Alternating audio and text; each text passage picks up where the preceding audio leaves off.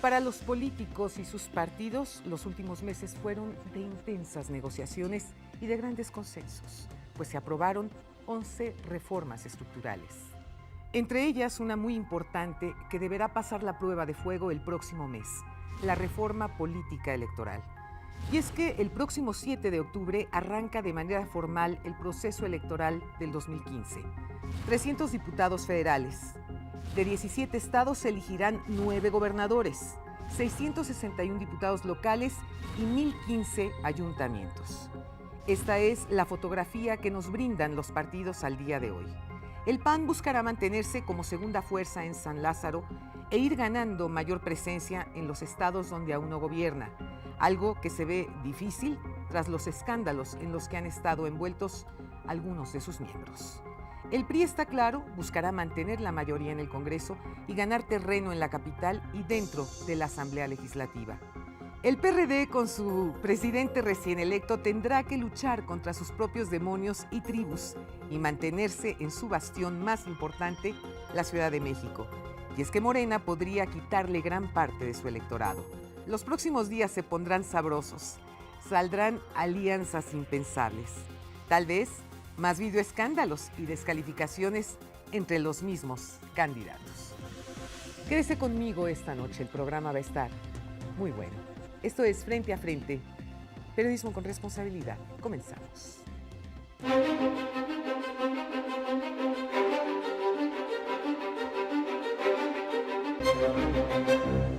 Y es un placer recibir esta noche en este programa a Francisco Moreno, un queridísimo amigo mío desde hace muchísimos años. Paco, qué gusto tenerte aquí en el programa. Gracias por la invitación, doctor. Buenas noches. Buenas noches. Y también está con nosotros el doctor Alan Arias, él es catedrático de la Universidad Nacional Autónoma de México. Mi querido Alan, ¿cómo estás? Muy bien, un gusto estar aquí contigo y tener la oportunidad de compartir con Francisco y tu auditorio. Platíquenme una cosa. ¿Creen que realmente se podrá aterrizar de manera adecuada esta nueva ley para evitar en la medida de lo posible todos los jaloneos brutales de los que hemos sido testigos presenciales todos los mexicanos, Alan?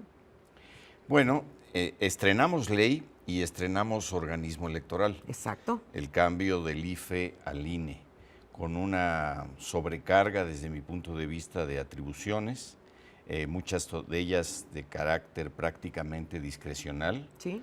Particularmente cuando el INE decida atraer el control de los procesos electorales en los estados, el trabajo inmenso de poder seguir las cuentas de tantas campañas electorales y tantos partidos.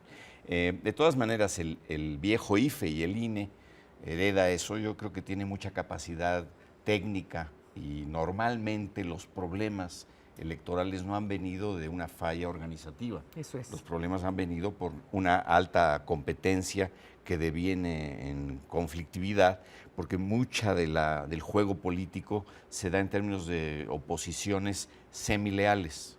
Un pie en la legalidad y otro pie en el conflicto. Entonces, en la medida en que los procesos electorales se vayan madurando, pues esta tendencia irá disminuyendo. No obstante, tenemos dos datos nuevos, la ley y luego que no solamente son elecciones intermedias, Correcto, Francisco, sino que ahora por primera vez concurre en ese mismo momento pues 9 elecciones de gobernadores, exacto, más la renovación de muchos congresos locales, ayuntamientos y en la parte del Distrito Federal, que va a ser sumamente interesante, ¿cómo no?, con la renovación de la Asamblea y las delegaciones. Entonces, normalmente antes era la cosa muy como referendo.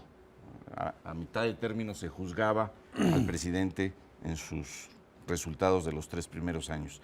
Ahora eso yo creo que persiste en lo que se refiere a los diputados, pero va a tener una fuerte carga local. Eso es. Porque a la gente le importan mucho sus elecciones de gobernador y de municipios. Ahora bien, el riesgo que yo estoy viendo hoy en día es que a lo mejor volvemos a caer en lo que sucedió con el IFE, es decir, que lleguen candidatos y que a priori nos digan, pues el INE tampoco sirve, tampoco cumple con las reglas y con la normatividad que debe de ser para la transparencia en el momento de llevar a cabo unas elecciones. porque ese riesgo pues lo vivimos y todo el mundo lo sabemos, ¿no? Que fue lo que pasó con Andrés Manuel López Obrador, en donde de antemano descalificó al IFE, ¿no? A la gente en los estados les preocupa sus autoridades municipales, Sin duda. su Congreso local y su gobernador. Ahí va a estar la prueba más ácida, más contundente, para saber hasta dónde se puede manejar el concepto de un nuevo instituto electoral y de nuevos órganos Eso es. auxiliares. Particularmente el que era el partido de López Obrador fue el primero en utilizar ahora el nuevo instituto electoral. Sin duda. Entonces, En la elección del si partido, ellos ya lo por supuesto, avalaron, de los consejeros. no podrán después decir que no están de acuerdo con lo que hicieron. Fueron Sí, nada más que aquí hay un la punto. célula madre. Acuérdate tú que Andrés Manuel López Obrador estaba en el PRD y ahora tiene su partido que es Morena. Él, más que un partido, tiene sus propios intereses económicos y tiene los intereses de supervivencia. Eso es. Lo verdaderamente importante es, México tiene, con estas grandes reformas, dentro de una de ellas, una muestra de lo que puede ser un equilibrio de diálogo, un instrumento jurídico que va a fortalecer a estas elecciones. Hoy, dentro de un año, esas elecciones habrán pasado, Lolita. Sí, sí. Hoy, dentro de un año, el doctor y muchos mexicanos podremos saber si este instrumento jurídico nuevo está a la altura de lo que demandan los mexicanos. Compañero nuestro en la universidad, Lorenzo, el presidente de este instituto, que está dotado de toda una serie de ideologías, desde la rama paterna hasta lo que él ha tenido que transitar como una nueva generación de mexicanos para podernos dar este nuevo aliento. Tenemos una ley de avanzada a nivel mundial. Tenemos un acuerdo de todos los partidos políticos. Hoy jugaremos prácticamente con 7, 8 fuerzas políticas, Sí, sí. algunas de ellas nacientes, que tendrán su resultado en las propias elecciones. Y ¿Qué que hay tendrán que hacer? justificar su presencia finalmente, Y ¿no? tendremos que a estar través del atentos voto. los mexicanos Claro. para ver cuál es el origen, el uso de esos recursos económicos que son de todos nosotros. Pero por supuesto. Si además es la democracia más cara del mundo, la verdad lo que nos cuesta a los mexicanos la democracia es una barbaridad de dinero. Sí, y además, pues cada sucesiva reforma electoral va haciéndose un mecanismo más complejo. Y al principio decíamos, bueno, sale muy caro, pero bueno, pues vale la pena para ayudar a una transformación de la democracia que había estado pues muchísimos años con la hegemonía del PRI. Exacto. Yo no simpatizo mucho con la idea esta de la transición a la democracia en el sentido de que pasamos de un régimen autoritario a uno democrático, porque el régimen anterior era autoritario a medias. Era un híbrido, tenía mucho de incentivo de democratización, Sí. como lo probó. A final de cuentas, todas las reformas electorales que llevaron a la democracia más completa fueron avalados a final de cuentas por el PRI, por el gobierno, pero también tenía sus rasgos autoritarios, Sin incluso duda. en momentos oscuramente represivos. El problema es que después Bueno, de que... el PAN en su momento con Felipe Calderón también tuvo sus Sí, detalles. de otra manera con la política esta, pues no sé cómo calificarla, muy compleja de la guerra contra el narcotráfico. A lo que voy es que después de la alternancia del 2000, pues el sistema electoral debería de haber reposado y comenzado una simplificación. Pero precisamente por los conflictos postelectorales se ha ido haciendo cada vez más complejo. Y después de un proceso presidencial, pues viene otra nueva reforma en donde se trata de satisfacer a los que quedaron inconformes y así se ha venido haciendo. Entonces, tenemos un mecanismo electoral, como tú muy bien dices, caro, Muy caro. y muy complejo. Ahora, complicado que se autocorrija, porque quienes lo tendrían que autocorregir son los partidos. Es correcto. Y los partidos son los principales beneficiarios. Hombre, de ¿dónde este vas a sistema creer tú que van a electoral? querer cualquiera de ellos que les bajen la lana que les Claro, dan? y simplificar las cosas. No, hombre. A la larga eso va a tener que pasar porque se va a sobrecargar el sistema electoral mexicano, creo. Ojalá y no sea en este proceso electoral, pero vamos a ver qué tanto el nuevo diseño puede dar cuenta de la nueva pluralidad y del nuevo comportamiento. Hay un principio, digamos, llamarlo así, civilizatorio. Hay un aprendizaje después del Pacto por México, del éxito el legislativo de las reformas, que auguran algo bueno.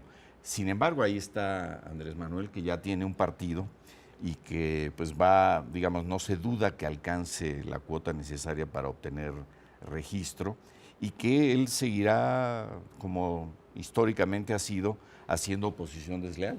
Sí. Un pie en las instituciones, en el INE, hace unos días fue al Senado a presentar sus firmas. Pues no, que al y diablo con las armó ahí- instituciones. y armó ahí un Ya no entendí nada. Armó un Y no se pequeño fue al rancho. zipizape. No, bueno, sí, a su rancho de retiro. Bueno, sí se fue pero no a su rancho. Lo que digo es que tiene un pie en las instituciones y con la otra las patea para mandarlas al diablo, ¿no? Y eso va a Exacto. seguir siendo, Y porque es su aquí estilo, ¿no? Le quiero yo sumar algo a lo que dice mi amigo Alan. ¿Para qué seguir complicándonos? Sí, claro. ¿Por qué no le entramos a una simplificación? A la postre de todos estos ejercicios electorales, lo que debemos de hacer es satisfacer el interés primario, que es el del ciudadano. Sí, por supuesto. El interés que tenemos o que debemos de tener como país. Tantas reglas pueden llegar a ser vericuetos dentro de lo que muchas personas no entienden. ¿Por qué no lo simplificamos? Estas son las reglas para competir electoralmente. Vamos a suscribirnos todos a ellas. ¿Para qué tenemos esa abundancia de opciones políticas si esas opciones regularmente terminan haciendo alianzas, muchas veces incluso como bisagras para consecuencias de orden legislativo o acomodaticias Por supuesto. para mantener hegemonías en los propios institutos Sin duda. políticos? Lo que es plausible, doctor, es que nos hayamos atrevido como mexicanos a darle un nuevo panorama en aras de satisfacer a lo que quieren los mexicanos y los inconformes. El juzgar a priori nos pudiera llevar a un calentamiento previo de lo que va a ser el proceso electoral. Pero es inevitable. Pero, ¿qué tenemos O sea, que la ver? efervescencia política y electoral ahí está. ¿Qué tendremos que ver aquí? Muy importante.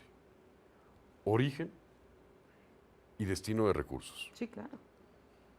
Origen de tiempos en radio y televisión. Sí, sí. Actos anticipados de De campaña. Ajá. Y ojo, causas de nulidad con efectos o de hecho de aquellos candidatos que resulten triunfadores y que después quieran utilizar estos recursos electorales para inhibir al que ganó en la urna. Concluyo. Creo, sin lugar a dudas, que hoy tenemos unas instituciones mucho más fuertes. Puntualmente, a lo que nos debemos atrever es a fortalecer a México. Por supuesto. Y si esto va a ser a través de nuevos institutos, no les tengamos miedo. No tengamos miedo a decir, a hacer, a expresar lo que sea en beneficio de todos los mexicanos. Por supuesto, eso es lo que debería de priorizar todos los partidos políticos y todos los candidatos, porque finalmente correcto. si están donde están y tienen lo que tienen, es gracias a nosotros los mexicanos, que pagamos el sueldo de todos y cada uno de ellos. Correcto. No se pierdan nuestro próximo programa, México vive tiempos de cambio, tiempos de dar la cara, tiempos para hablar frente a frente. Muy buenas noches.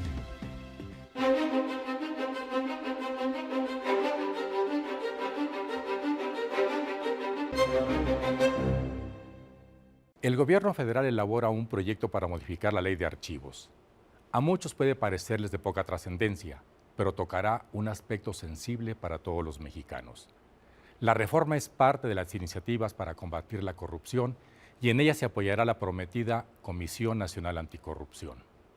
El propósito es dar al país una base de datos sólida, confiable, completa, sobre cómo se combate este cáncer social. Falta conocer muchos de los detalles del plan gubernamental, pero ¿qué le parecería tener un inventario de funcionarios y políticos corruptos? Usted y yo sabríamos quiénes son y si hay castigo para ellos. Si el combate a la corrupción va a fondo, ya no veremos a un servidor público despedido de una dependencia, pero empleado en otra. No estaría mal tener una lista de funcionarios detectados y sancionados por los corruptos. Ojalá no nos defraude esa iniciativa.